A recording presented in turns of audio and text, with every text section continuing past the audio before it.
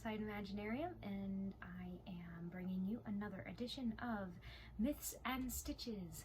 I am a cross-stitch designer, and I design electronic PDF patterns that I sell through my Etsy for other people to stitch, including a pattern called the Keramos Bestiary, which is the Ingleside Imaginarium yearly, well, this year's version of the yearly stitch along, which means a new part comes out each month, and as part of that, I'm doing a new video each month that talks about the mythology behind the pattern that we've been stitching all year. In this case, the Keramos Bestiary is inspired by ancient Greek pottery and ancient Greek mythology, and there is a new creature released each month.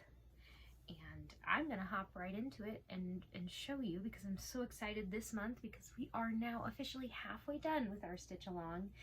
And here is our newest creature down there next to the Hydra. This is the Chimera.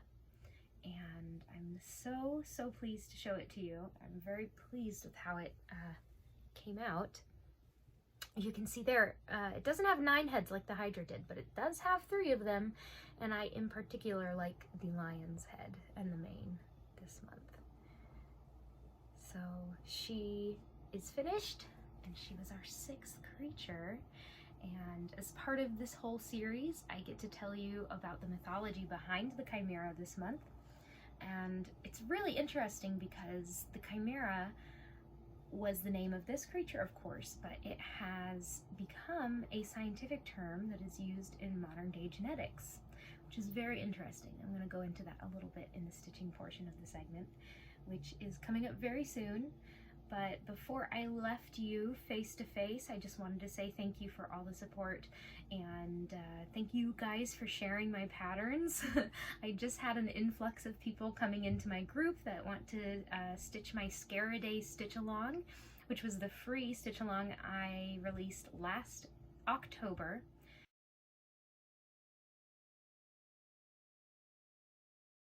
Which, if you have not heard of that, I just wanted to say really quickly, it is a daily stitch along that I did in, there is an artist named Mab Graves who releases a list of prompts, daily prompts called Drawloween every year. And so I took those prompts and made little cross-stitch motifs, and there is one for each day of October. So if you want to, if you're interested in that, just checking out what it is, you can join my Facebook group. That's where all the files are hosted. That is in the description. But thank you guys for continuing to share my patterns and stitch them. It really brightens my day. And I won't go into it, but I'll just say that I could use every little bit of brightness that I can get right now, and I appreciate your support. So thank you for the comments on the videos, thank you for the comments on my patterns on Instagram and Facebook, and yeah, I love getting to share my creativity with you guys, and it means a lot when you enjoy it as well. So with that, let's go ahead and head into the stitching portion, the myth and stitching portion of this month's video, all about the Chimera. Hey there everybody, this is Brittany, as you know, and we're going to be telling the story of the Chimera today. If you did the Guardians of Notre Dame stitch along, you've heard me say the word Chimera a lot, or if you've been watching my videos for the last couple years, because we'll go into this later, but the gargoyles atop of Notre Dame are actually called chimeras. Well, not all. Some of them are actually gargoyles, but the most famous sculptures are chimeras. And the reason we call them chimeras all comes back to this creature, but we'll go into that later when we talk about, you know, post-ancient Greek history with the Chimera. But in the meantime, we'll talk about the ancient Greek Chimera, because a lot like the Sphinx and the Hydra and Pegasus, these were all individual creatures in ancient Greece or ancient Greek mythology that then the names of these creatures ended up becoming kind of the name of that species or that type of monster. So the same thing is similar with the Chimera. She was an individual, and yes, she was female, even though the lion part of the creature was maned. She was still considered female, which is actually pretty interesting when we talk about the idea of scientific or chimeras in science later. It kind of makes sense that she would maybe have traits of both male and female organisms. But with her, immediate history, it's actually funny. I did not plan it this way, but upon researching, I found out that I created a little family reunion in this section of our urn. The Hydra, the Sphinx, and the Chimera are all siblings. So, as I mentioned in the Sphinx and the Hydra's tales, they were parented by Typhon and Echidna.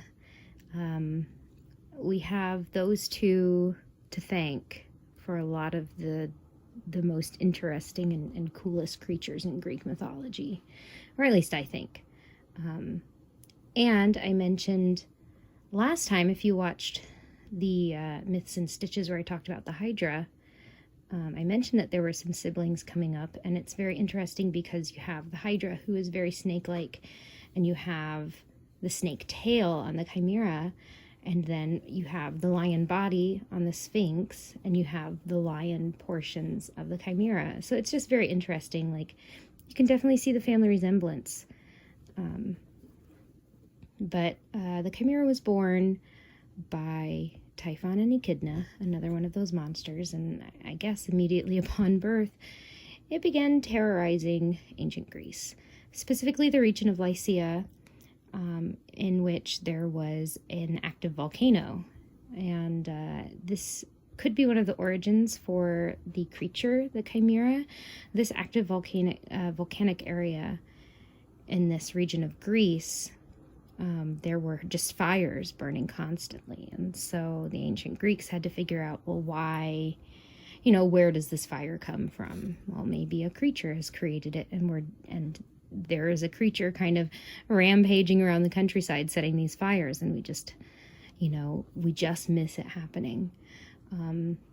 So, obviously constant fires in your region, as we know today, are very scary and very dangerous, and this creature was a terror, and that is why its fate was like a lot of other creatures in Greek mythology. Its fate was to be dispatched by one of the famous Greek heroes. And we've actually already talked about the Chimera in our Myths and Stitches journey here. If you remember, all the way back in March, was it? When Pegasus was released, we talked about Bellerophon and his journey with Pegasus. And the reason that Pegasus and Bellerophon became a dynamic duo was because Bellerophon had been tasked with killing the Chimera, this terrifying, fire-breathing creature. Now, the Chimera was first, to our knowledge, described in the Iliad, where the tale of Bellerophon and his fight against the Hydra was portrayed by Homer. And it was described as a creature with the head and forelimbs of a lion, the torso, I guess, and hind legs of a goat, and the tail of a serpent. And in the different retellings of this story since then, not in more modern times, but back in ancient Greece, that kind of changed or was interpreted as 3 different heads, which is what makes this creature so bizarre. Is just the mix of the creatures that make, up the Chimera. And what is really interesting about this mixture of creatures, you have the lion that has, claws and, and fangs, and you have the snake that probably is venomous and has its fangs. And you have the goat who has horns, but the goat actually had a secret weapon down its throat in which it could breathe fire. So perhaps the scariest head of all was this goat's head positioned coming out of the torso of the creature. Now, when I told you the story of Bellerophon, and I'll go through a little bit of this again because it all has to do with the eventual battle in which the Chimera is defeated. He had been tasked to kill this creature mostly as a means of trying to kill Bellerophon. He wasn't supposed to be able to defeat the Chimera. It was a dangerous creature that had killed many other men, and it was one of those tasks, kind of like Heracles' tasks, like he wasn't necessarily supposed to be successful. If he did not come back alive from fighting the Chimera, you know, that's all the better in the minds of it was a king who was trying to have him killed. And having heard of the ferocious temperament of the Chimera, as well as its ability to breathe fire, Bellerophon had a feeling he was going to need some help to defeat it. And so he actually went to a seer to kind of get an idea of how he could possibly survive an encounter with the Chimera. And the seer said, you need the help of a winged horse. You know, that'll get you out of range of those claws, it'll get you out of range of those fangs, and it will get you out of range of the fiery breath. So Bellerophon went to the temple of Athena and spent the night praying, and in a dream she appeared to him and gave him a golden bridle, which enabled him to tame Pegasus. And he was able to ride Pegasus into battle against the Chimera.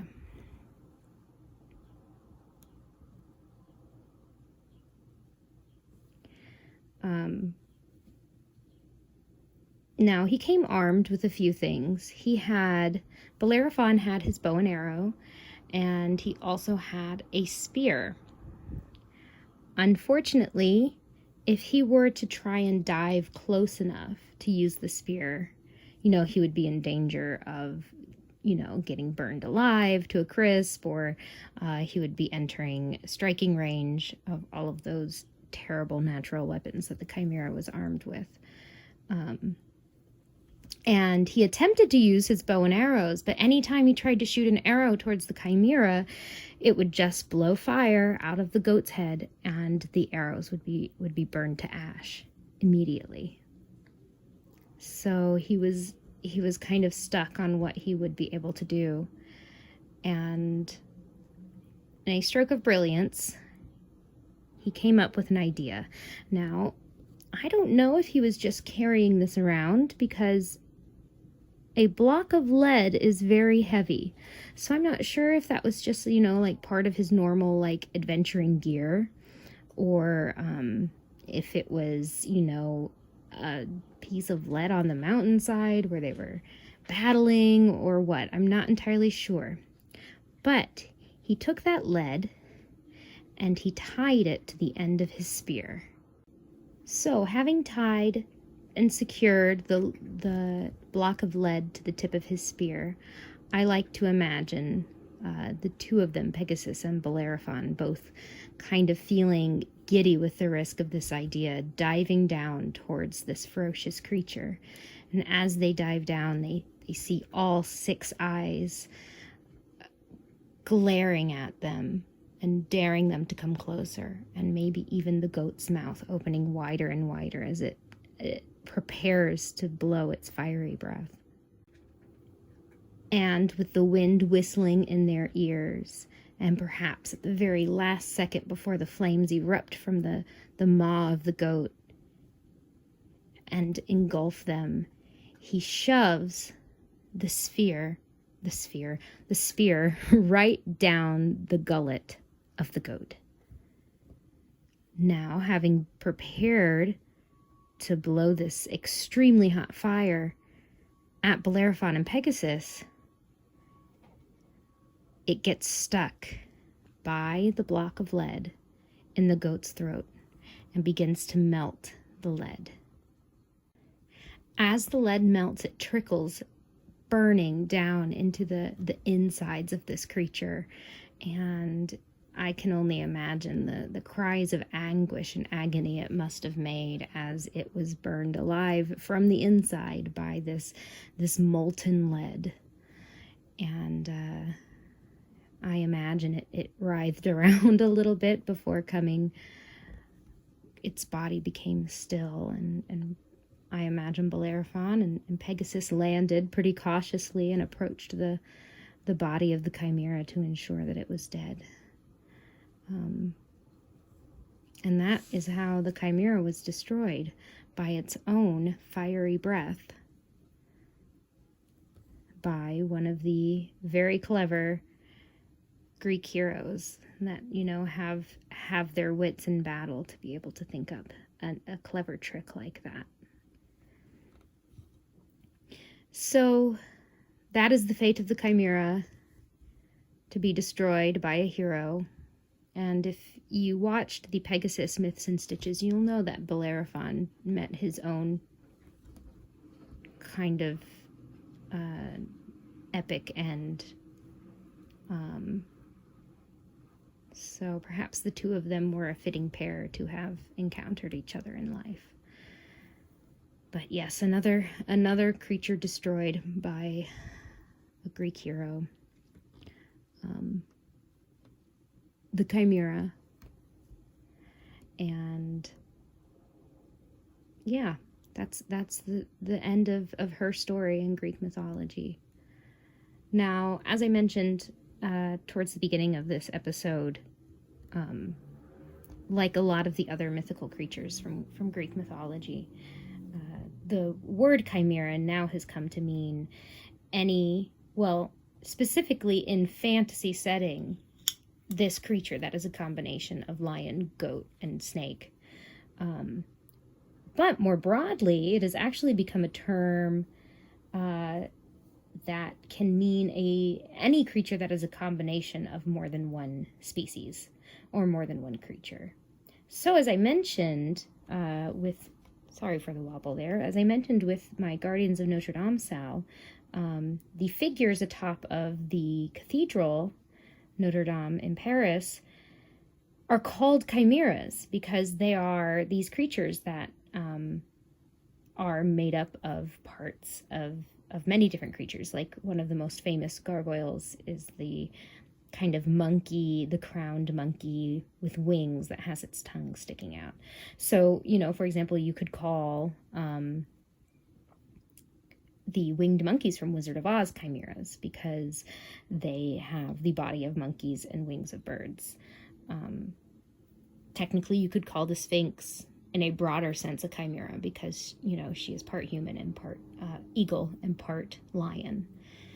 So that is what the term, on a more broader sense, very specifically, it means this particular ancient Greek creature. A little less specifically is any creature made up of, the three-headed lion, goat, snake creature, and then more broadly, any creature that is made up of more than one species. So when I prepare for these videos, I like to find all different kinds of sources, and there's actually a lot of really great series on mythical creatures and monsters already on YouTube that sometimes I'll look and see what other people have had to say about these creatures. And there was a rather interesting one about the chimera that mentioned and kind of explored where the ancient Greeks might have gotten inspiration for this creature. Most particularly because of the odd detail of the goat's head sticking straight up out of the middle of the creature's back. There are other creatures with multiple heads in Greek mythology, but, typically they're portrayed with the heads, all coming out of a reasonable point, like a neck. But, you know, this one just pops up out of the middle of the chimera's back. And one hypothesis was perhaps, especially with the kind of volcanic activity in the area, that maybe there was a tar pit or some other way that a prehistoric lion, goat, and snake, the remains of these creatures, all were found together and assumed to have been a more recent skeleton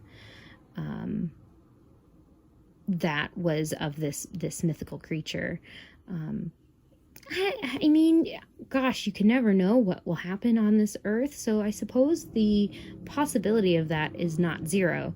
But that seems a little convenient to me, that, you know, it would, that you would have, you know, maybe it was a flood that had caused all of these creatures' bodies to be swept into a riverbank together and then become fossilized.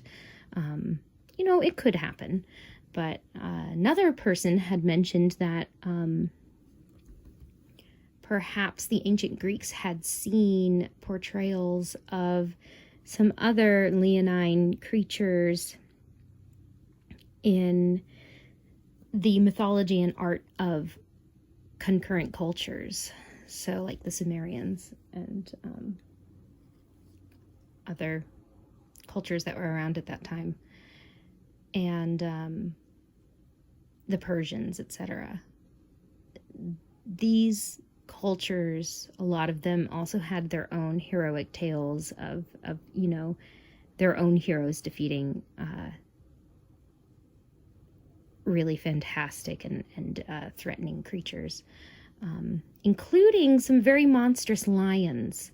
And the depictions of these lions, some of them were winged lions. And so the idea behind this hypothesis is that perhaps the way that the lion figure was drawn with the wings coming out, it could have looked and been interpreted as a goat's head with the horns and the ears and the beard and the nose, the long nose.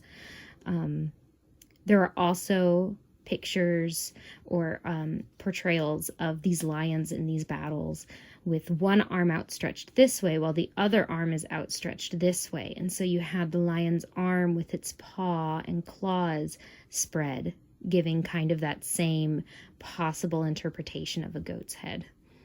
I don't know what the true answer is. However the chimera came about, it is a pretty fantastic creature. And I think, you know, the three different, this really interesting combo is kind of cool.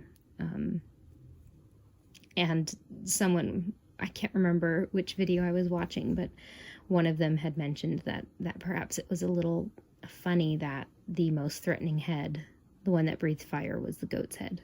Out of all of these creatures, maybe the one you would least suspect was the scariest in reality. I'd like to touch a little bit on how not only is chimera a term in art and mythology and culturally, it is a term for these creatures that are a combination of the features of several animals. But chimera has also now found a place as an official scientific term, meaning a creature that is made up of more than one creature. Some really neat examples of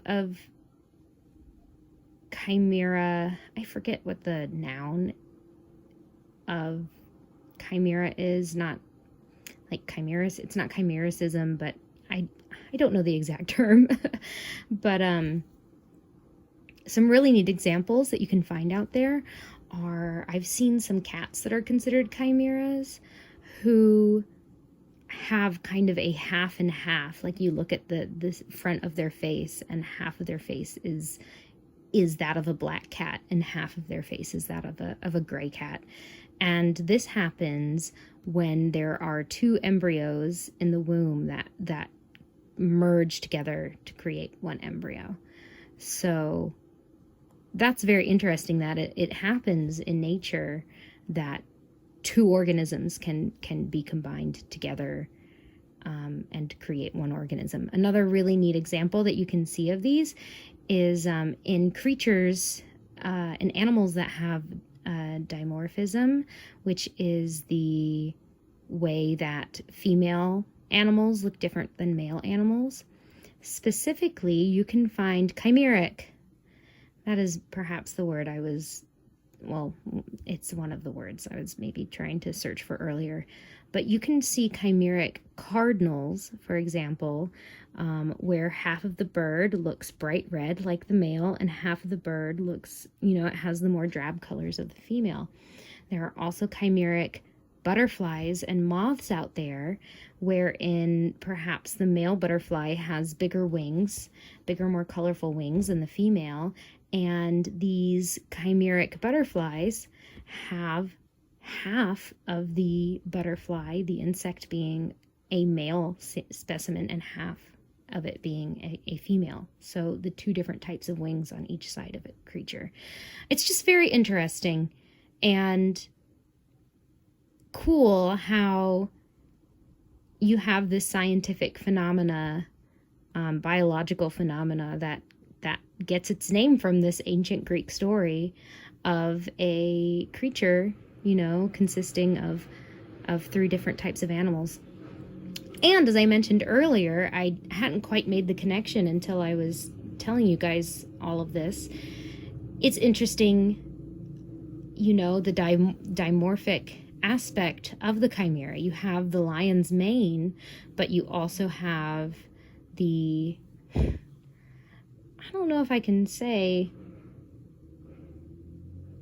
you have, we'll call them mammary glands. You have the mammary glands on the bottom of on the stomach of the chimera. Yes, in Homer specifically referred to the chimera as a female, and that has stuck around. And I took the main inspiration for this artistic interpretation of the chimera from a plate, an ancient Greek painted plate that featured the chimera, and she had them. She would have been able, if she had found a suitable mate, to have fed her babies. So, yeah, just very, very interesting to see, where the name started with this one specific creature and how it's how we use it today. It's really neat.